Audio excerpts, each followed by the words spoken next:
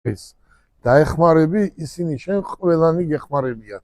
ის ადამიანები, ვისაც შენ ეხმარები, ჩათვალე, როცა ესენი ეკლესიაში მიდიან, ყველანი ერთსანთელს შენ სახელზე მაინც დაანთებენ და ეს არის ძალიან დიდი სტიმული, ძალიან დიდი დახმარება და ძალიან დიდი მოტივი. დიდი მადლობა. მადლობა. შემდეგი კითხვის ავტორი გახლავთ კახა.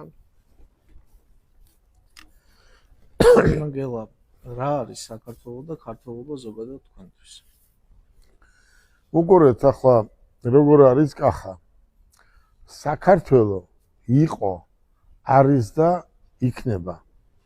საქართველო გელაბარკალაიასთვისაც, კახასთვისაც, თქვენთვისაც ყველაფრის ერთნაირია.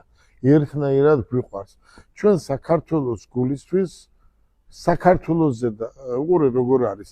საქართველოზე ვინმე შეგვიგინოს, ხო? თავ შევაკლავთ, სადაც არ უნდა ვიყოთ. როცა კახა ესეთი გამონათქვამი არსებობს, რომ როცა მიწა რიგდებოდა, ეს საქართველოს მიწა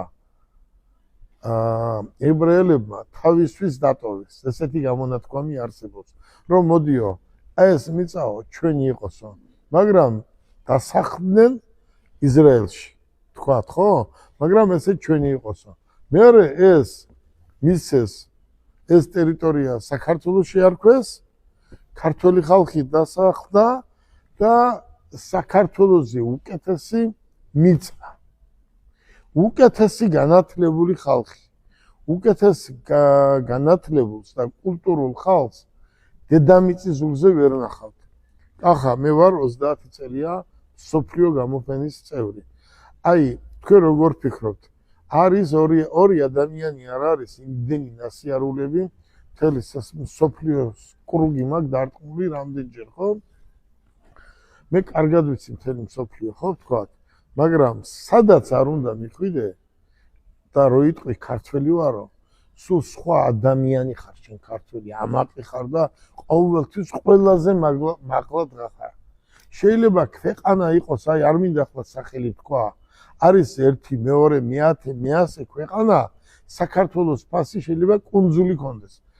ერთი კუნძული კონდეს, მაგრამ შენ ქართველი როცა იქ ჩადიხარ, შენ ყოველთვის ასჩევ რომ მაღლად გახარ.